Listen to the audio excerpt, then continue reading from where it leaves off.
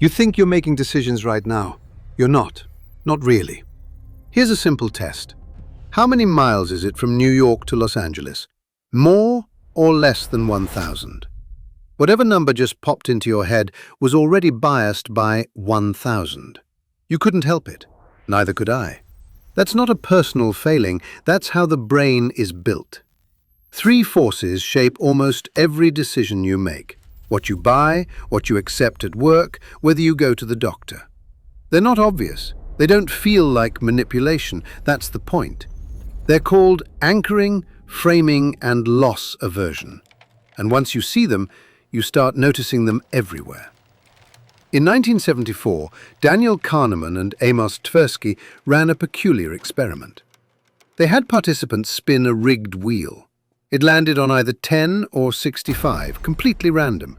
Then they asked, what percentage of African countries are in the United Nations? People who spun 10 guessed around 25%. People who spun 65 guessed around 45%. The wheel had nothing to do with the question. Everyone knew that. It didn't matter.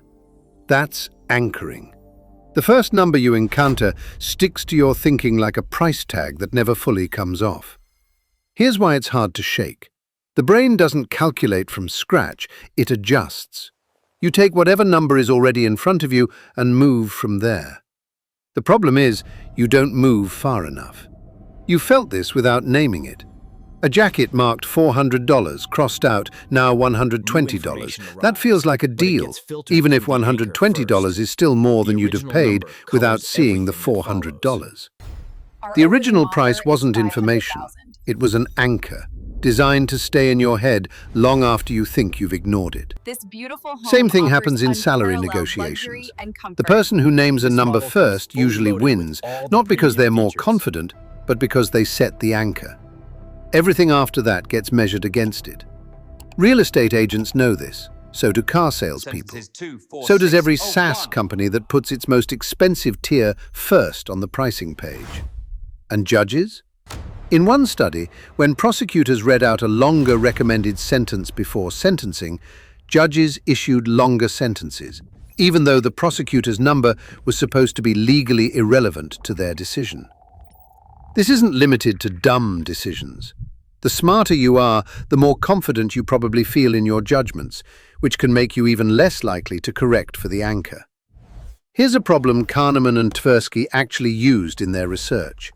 Read it carefully. A disease is going to kill 600 people. You have to choose a response. Option A, 200 people will be saved. Option B, 1 in 3 chance all 600 survive. 2 in 3 chance nobody does. Most people pick A, guaranteed lives. Now a different group gets the same situation, phrased differently. Option C, 400 people will die. Option D, 1 in 3 chance nobody dies. 2 in 3 chance 600 die. Most people pick D this time, the gamble. Work through the math and you'll see. A and C are the same. B and D are the same. Nothing real changed. Not the numbers, not the outcomes, just the words. And that was enough to reverse human judgment. That's framing. The way information is presented changes what people choose, not because people are irrational, but because we don't process numbers. We process meaning. And meaning depends on context. 90% survival rate and 10% mortality rate are the same statistic. Studies show patients respond very differently to them. The survival framing makes people more likely to accept surgery. Nutritional labels work this way. 95% fat-free outsells 5% fat, even on identical products. Politicians are fluent in this. Tax relief frames taxes as a burden being lifted. Government revenue frames them as a resource. Same money, different picture. None of this requires deception. You can frame something honestly and still massively change the outcome. That's what makes framing hard to defend against. It works even when you know it's happening. Quick question. Would you take this bet? Flip a coin.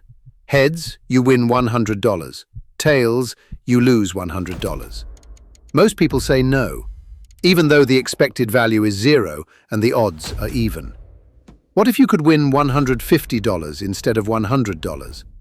Many people still say no. $200? Now it gets closer. Kahneman and Tversky found that, on average, people need about twice the potential gain to accept a loss risk. Losing $100 doesn't feel like the opposite of gaining $100. It feels worse, sharper, heavier, as if something was taken from you, not just missed. This is called loss aversion, and it's not a quirk. It runs through most financial decisions people make. Investors hold on to losing stocks longer than they should because selling locks in the loss. Sitting on a loss feels like it's still recoverable. That's why portfolios end up bloated with bad positions. People turn down promotions that involve moving cities even when the math is clearly in their favor. The loss of familiarity registers heavier than the gain of career advancement. Subscription services lean on this deliberately.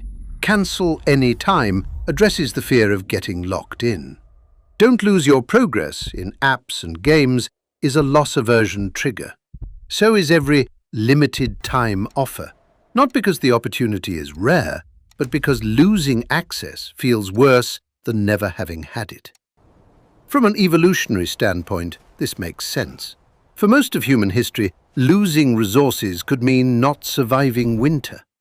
Gaining extra resources was nice, but it wasn't urgent. The brain calibrated accordingly. The problem is that calibration is now running in a world with Amazon Prime and hedge funds and salary negotiations, and it's still treating every loss like a threat to survival. These three don't show up in isolation. They stack. You walk into a store, the original price is inflated, that's the anchor. The discount is front and center, that's framing, emphasizing gain. A red tag says 48 hours only, that's loss aversion, manufactured scarcity. By the time you're reaching for your wallet, 3 separate cognitive shortcuts have already fired. You're not choosing, you're reacting to a system that was designed before you walked in. The wine experiment is a good example of all three at work simultaneously. In one study, researchers played French music in a wine store. French wine outsold German wine. Then they played German music. German wine dominated. When customers were asked, almost none of them mentioned the music. They thought they'd chosen based on the wine. The music set a mood, a frame. The prices on the shelf provided anchors, and the fear of walking out with nothing nudged them toward the decision. 3 forces, invisible, running at the same time. Kahneman won a Nobel Prize for this work. He spent decades studying these biases. He also admitted, in writing, that knowing about them did not make him immune. That's worth sitting with. The discoverer of anchoring still gets anchored. So what's the point of knowing? Awareness doesn't eliminate bias, but it creates friction, a pause before you decide, a moment to ask whether the first number you saw actually means anything, whether the way a choice was presented changes how you feel about the options, whether what you're protecting is actually at risk or just feels like it is. Some things that help.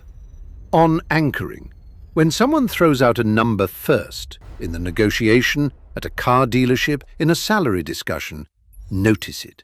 Before you respond, ask yourself what number you would have started with. The counter anchor matters as much as the original. On framing, flip the language. If something is advertised as 95% effective, ask what a 5% failure rate actually looks like. If a policy is described as a savings, ask what it costs. Same data often reads very differently from the other direction. On loss aversion, when you're resisting a decision, ask yourself specifically what you're afraid of losing. Name it.